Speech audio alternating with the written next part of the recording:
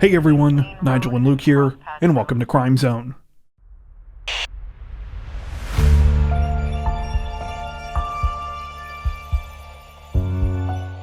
Authorities in the city of Ashtabula, Ohio, say that a pair of women are now facing felony charges this week after they allegedly used a dead man to fraudulently withdraw money from a bank in what has been described as a weekend at Bernie's style theft scheme. According to reports, the whole thing started sometime on the morning of March 4th when 55-year-old Laureen Ferrallo and 63-year-old Karen Kasbaum awoke to find that Karen's 80-year-old boyfriend, Douglas Lehman, whom they lived with, was dead. Rather than calling 911 or otherwise reporting the death, though, police alleged that the women loaded him into the passenger seat of his car and headed out for a drive. Their destination? Douglas's bank. Upon arriving at the bank, the women went to the drive-through window where they made sure to prop up the 80-year-old's body to make it look like he was still alive. This apparently fooled the teller, who allowed them to withdraw $900 from Douglas's account. To their credit, this was reportedly not the first time the women had withdrawn money from the account. In the past, they had been allowed to do so as long as Douglas was present in the vehicle. After successfully getting the cash, Ferrallo and Kasbaum reportedly drove to the nearby Ashtabula County Medical Center emergency room where they promptly dumped the 80-year-old's body. Workers there apparently had no idea who he was until one of the women called the hospital later to give them some personal information. After launching an investigation, police uncovered the scheme and arrested Ferrallo and Kasbaum. They have each now been charged with theft and gross abuse of a corpse. A third person was also allegedly involved in the incident, though it's unclear if they have yet been arrested. According to police, this is far from Ferrallo and Kasbaum's first offense. Both of the women have lengthy criminal histories that include convictions for charges such as theft, soliciting, criminal trespass, receiving stolen property, possession of drug paraphernalia, and reckless assault.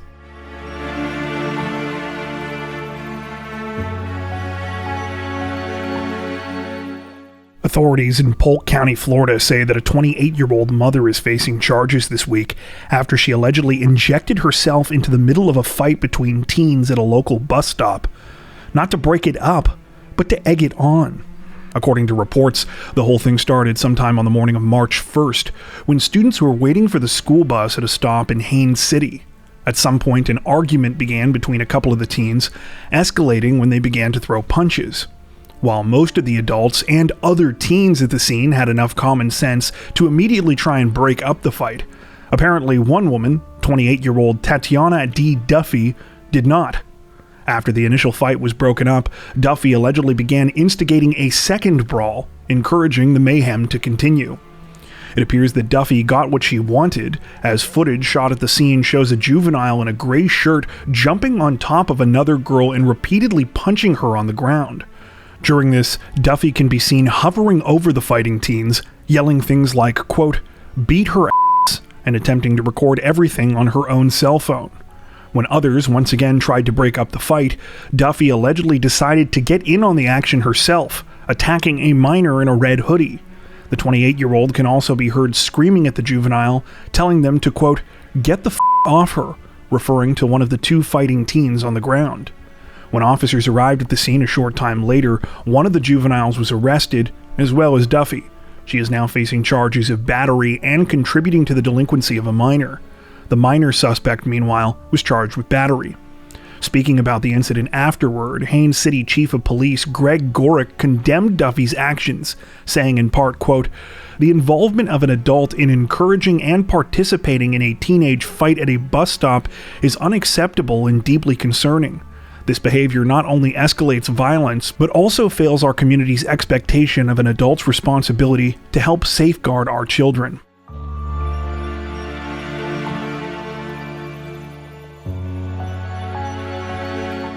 Representatives from the New Hampshire State Police say that a 37-year-old man has been arrested and is facing charges this week after he was accused of killing his girlfriend and abducting their two young children, triggering an Amber Alert. According to reports, the case began at around 10:30 p.m. on February 29th when police in the city of Berlin were called to an apartment building on the 1000 block of Main Street. Officers arrived to find a chilling scene. Inside one of the units, there was the body of 31-year-old Caitlin Nafziger. She had died from a gunshot wound to the head, and the case was quickly ruled a homicide. The situation quickly got even more alarming, though, when police learned that Caitlin's two young daughters, ages 4 and 1, were missing from the apartment. They had last been seen a little over 2 hours earlier in the company of their father, 37-year-old Dustin Mark Duran. After realizing that Duran was likely to run off with the two children, an Amber Alert was released, which included descriptions of the vehicle they were believed to be traveling in, a white Subaru Impreza. The car was spotted the following morning parked outside of an Applebee's restaurant in the city of Keene, about 120 miles south of the crime scene. Duran was arrested at the restaurant, and the two girls were recovered safely. At the time of this recording, very little additional information has been released about the case. We don't know the motive behind the alleged murder, nor is it clear where Duran was heading at the time of his arrest. The only other detail being reported at this time is that Duran and his family had recently moved to New Hampshire from Minnesota, in part because he was interested in a libertarian organization called the Free State Project. Duran has now been charged with second-degree murder and remains in custody.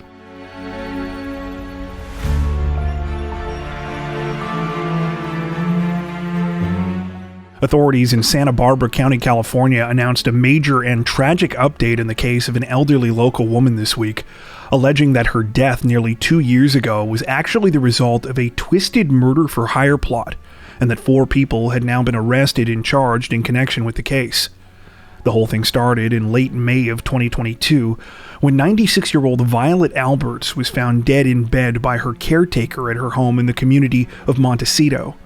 Despite her advanced age, it quickly became clear that something wasn't right when investigators discovered that one of the windows in her bedroom had been shattered. An autopsy revealed the disturbing truth. Violet had actually died from asphyxiation. Heartbreakingly, it was later learned that the 96-year-old was excited about her upcoming birthday and had planned to bake cookies to celebrate the occasion. The ingredients were found by police still on her kitchen counter. While it took months of investigation and thousands of man-hours, authorities now say that they believe they have uncovered the motive behind the murder and the people responsible. They say that the whole thing was a complex and deeply unsettling murder-for-hire case. It all started when police reportedly discovered a predatory and misleading reverse mortgage that Violet had been talked into signing in 2020. One that eventually gave ownership of her $6 million property to a 48-year-old woman named Pauline Macareno. Investigators allege that Macareno convinced Violet to sign the documents that essentially handed over the house, assuming that the elderly woman would pass away quickly afterwards due to her age. When she didn't, Macareno got impatient and, according to investigators, enlisted the help of 3 men to carry out her murder. Those men have now been identified as 58-year-old Harry Basmagian, 41-year-old Ricardo Martin Del Campo, and 33-year-old Henry Rostamayan. Among other evidence, police say that the suspects were linked to the crime by surveillance video of a white Porsche Cayenne that was believed to be the getaway vehicle and which was being used to scout out the crime scene in the days leading up to the crime. At the time of this recording, Macareno, Basmagian, Martin Del Campo, and Rostamayan are all in custody and are all facing charges. The men have each been charged with several different offenses ranging from conspiracy to murder to solicitation of murder. Macareno, meanwhile, was previously convicted on elder abuse, fraud, and manipulation of legal documents, though murder charges are said to be pending against her as well.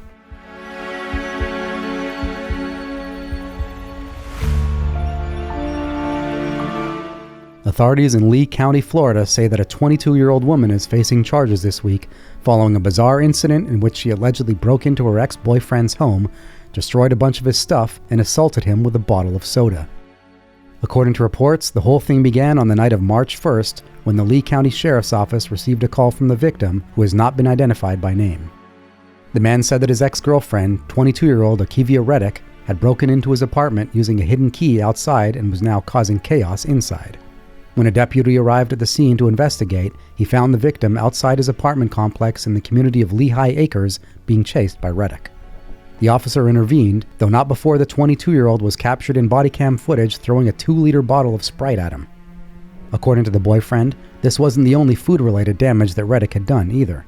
He claimed that when she had broken in earlier and started breaking things, she had poured an entire jar of pickled pork on his couch. Reddick was arrested at the scene and has now been charged with battery, burglary, and criminal mischief. It's unclear why she was so angry at her ex.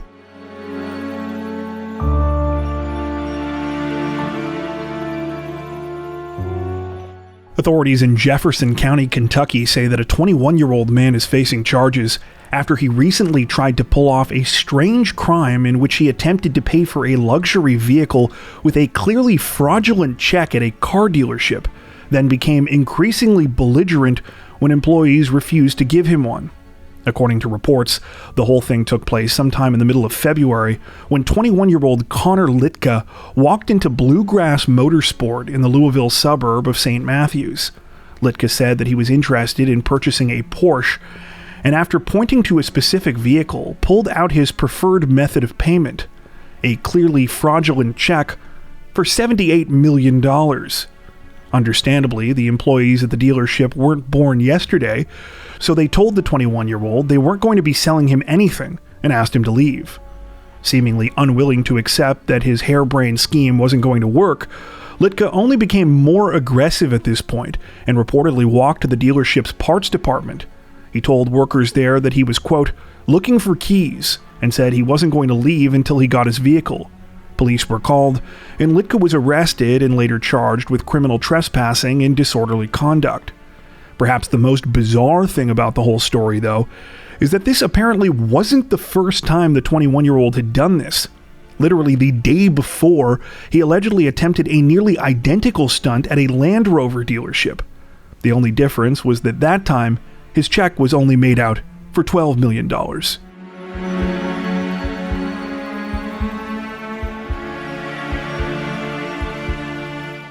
Representatives from Pennsylvania's Philadelphia police say that they're searching for multiple suspects this week following a brazen daylight shooting at a bus stop, one that left 8 teenagers injured, one of whom was fighting for his life in a local hospital. The disturbing incident took place on the afternoon of March 6th, when the victims, all of whom are said to be students at Northeast High School, were waiting at a Southeastern Pennsylvania Transportation Authority bus stop at the intersection of Cottman and Rising Sun Avenues. It was just before 3 p.m., and the teens had just finished school for the day, when out of nowhere 3 people wearing dark clothing and face coverings ran up to the bus stop from a nearby parking lot. They were armed with handguns and without hesitation started shooting. According to reports, after firing at least 30 rounds, the gunmen ran from the scene as quickly as they arrived, getting into a blue Hyundai Sonata, which they used to flee the area. When it was all over, 8 of the teens had been hit by the bullets in the chaos, including one boy who was hit in the torso a staggering 9 times. While the names of the victims have not yet been released at the time of this recording, they are said to be 1 girl and 7 boys between the ages of 15 and 17. 7 of the teens are said to be in stable condition, though the boy who was shot 9 times is still fighting for his life. Currently, police are still looking for the 3 suspects involved in the shooting, as well as a 4th person who acted as the getaway driver. So far, their identities remain a mystery, though police are hoping that members of the public may be able to identify them through video surveillance footage that was released after the crime. This footage shows the suspects pulling into the parking lot near the bus stop in the blue Hyundai Sonata right before the shooting and then running back immediately afterwards. The Hyundai itself was later found abandoned in an alley on West Fern Street in Philadelphia's Olney neighborhood. It had reportedly been stolen just a few days earlier. At the time of this recording, no motive has been revealed behind the shooting, though police say that they are currently exploring whether the crime may have been a gang-related retaliation shooting for another incident that happened the day before. In that incident, a 17-year-old charter school student named Damon Taylor was killed, while 4 others were injured. The situation is still under investigation.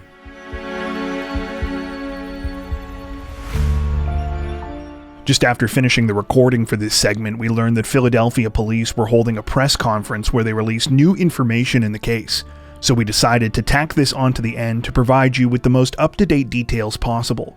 According to police officials, they have now arrested 2 suspects in connection with the March 6th bus stop shooting, Jamal Tucker and Anile Buggs, both of whom are 18 years old. Tucker turned himself in sometime on March 8th after police linked him to the crime and paid a visit to his house earlier in the day. He provided authorities with further information that led to the arrest of Buggs. During a search of Buggs' residence, a .40 caliber Glock 22 was recovered, one that reportedly matches ballistics evidence found at the crime scene. Both teens have now been charged with attempted murder, firearms violations, and other charges. It's said that both also have lengthy criminal histories. At the time of this recording, police are still searching for the other 2 suspects involved in the crime.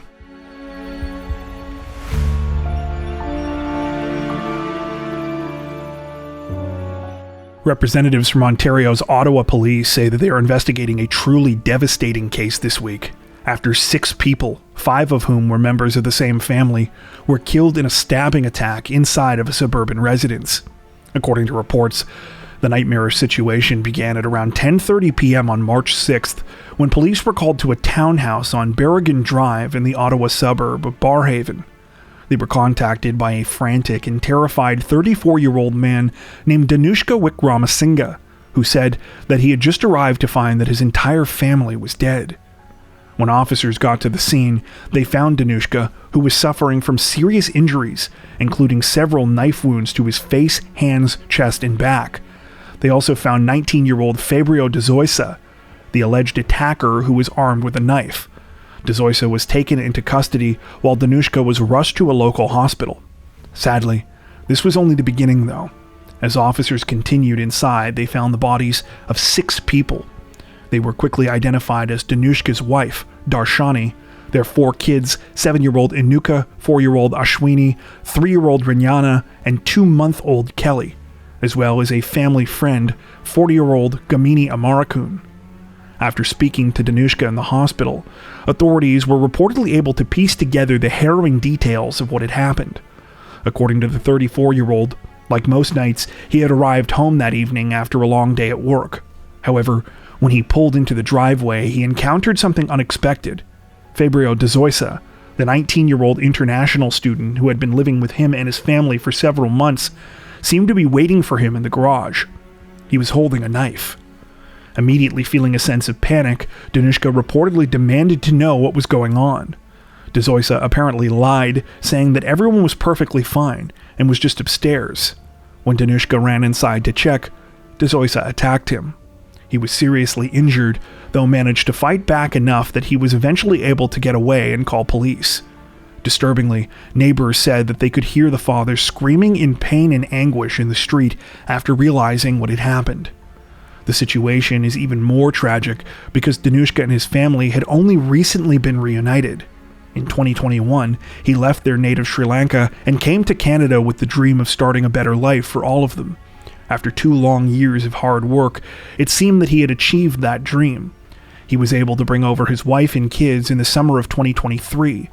A few months later, their youngest daughter, Kelly, was born, a symbol of their new start. After moving into their townhouse, the family had tried to help others as well. The family friend who was killed in the attack, Gamini Amarakun, had only arrived in Canada on a work visa a couple of months earlier with the goal of sending money back to his family in Sri Lanka.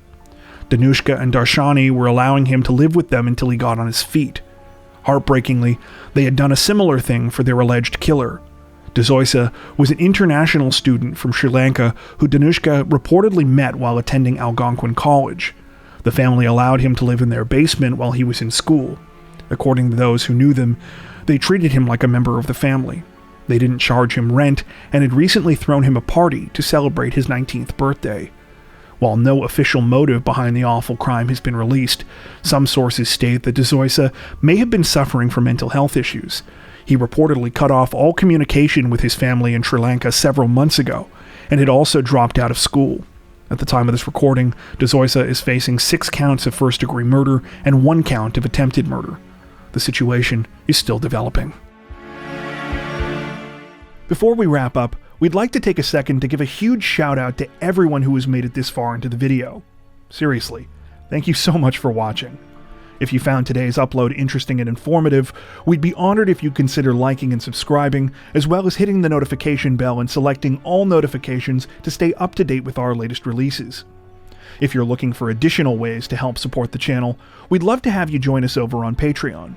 Patrons get ad-free and early access to all of our content, as well as 4 additional stories per week for each of our Crimes of the Week and Crimes of the Week International videos.